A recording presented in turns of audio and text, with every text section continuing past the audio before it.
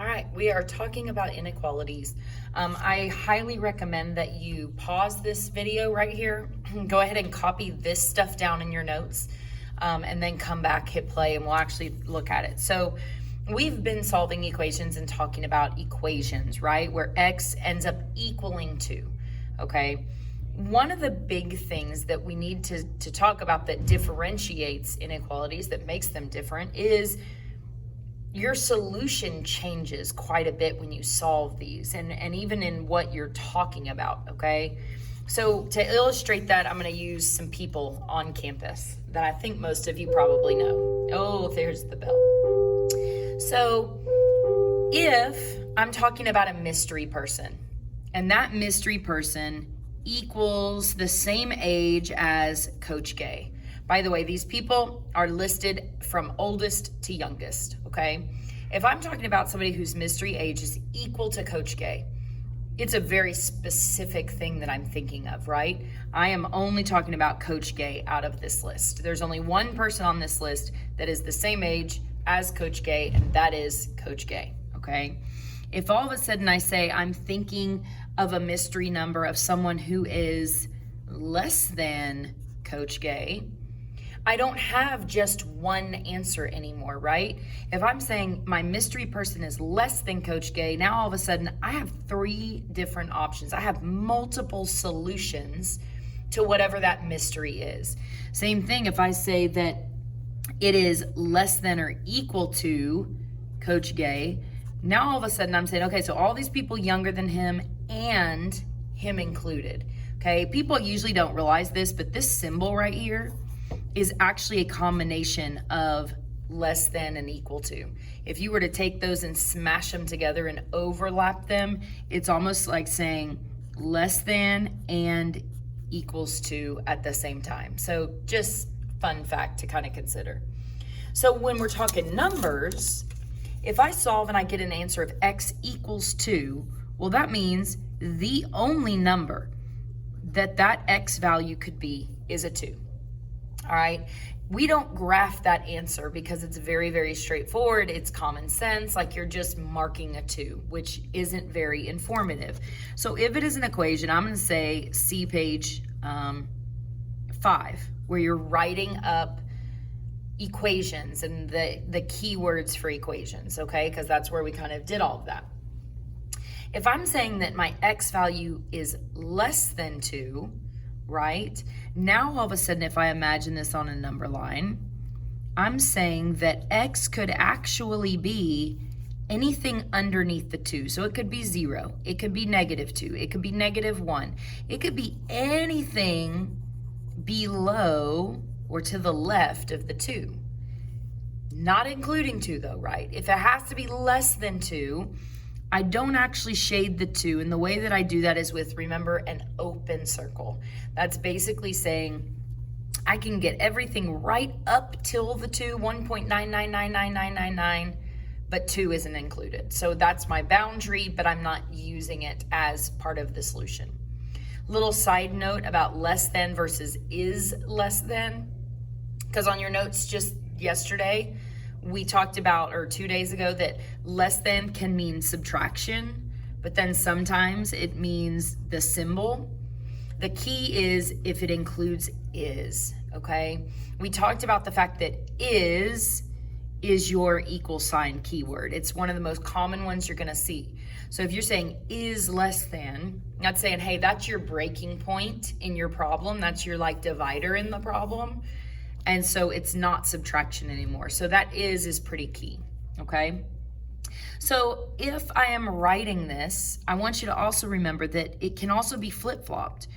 You will this year start to see problems and solutions where the variable is suddenly on the wrong side.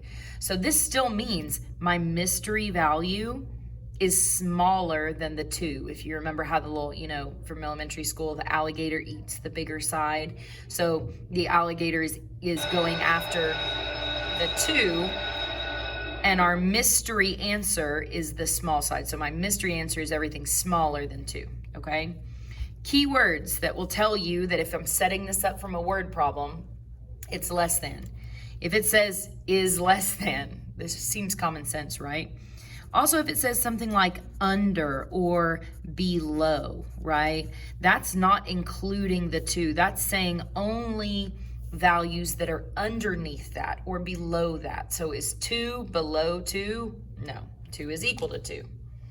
So now all of a sudden when I shift gears and say less than or equal to 2, my graph is still gonna be all that stuff that's lower than the 2, right? I'm shading all the possible numbers I could be talking about. But now I also want to include 2. So I do that by shading in or coloring in or closing the circle. So now that mystery value could truly be anything less than 2, but it could also be 2, okay? So words that you're gonna, oh, I should probably do this. Remember, it might look backwards, but as long as the X is on the small side of the inequality, you're gonna shade the small side of the number line. And when I say small, I don't mean like size, right? Because some people go, well, that side is actually smaller than this side.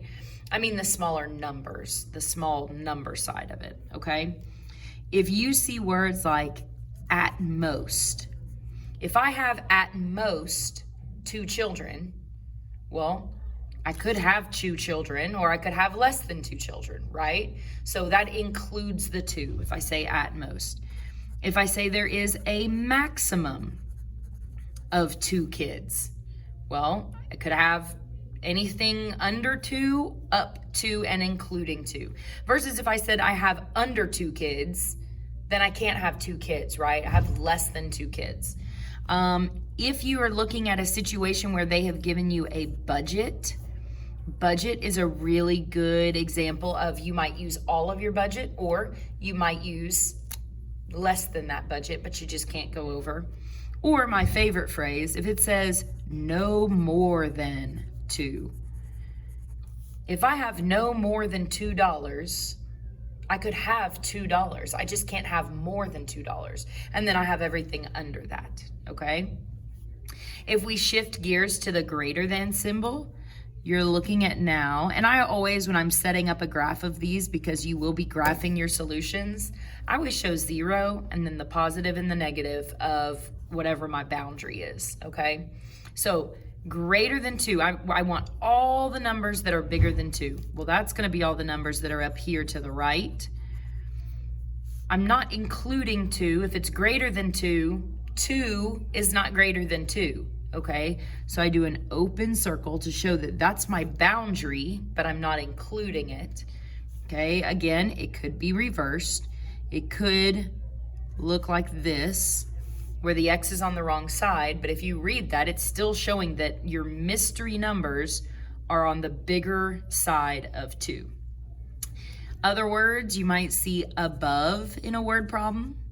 You might see over in a word problem. Okay, so if it's above 2, it's not equal to 2. It's only the things that are above 2.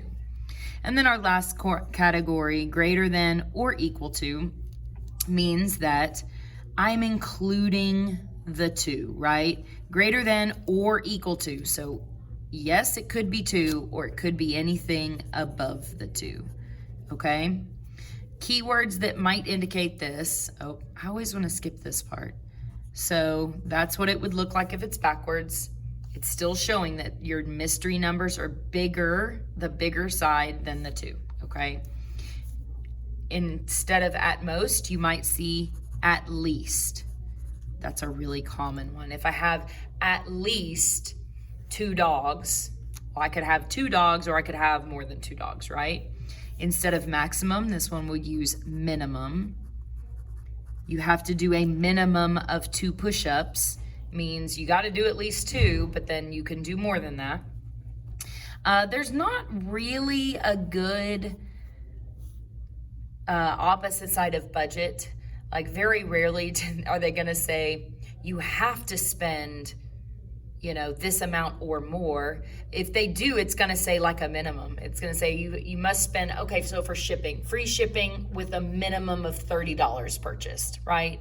So you're not really going to, I can't think of a specific word for that. Or instead of no more than, no less than, which makes sense, right? It's not less than, So it's greater than or equal to. All right, so now what you're gonna do is you're gonna go look at the applications of inequalities paper, which is posted in Canvas. And you are going to write inequalities. We're not gonna worry about solving them, okay? We're just gonna set them up. We're kind of focusing these couple days on writing these things.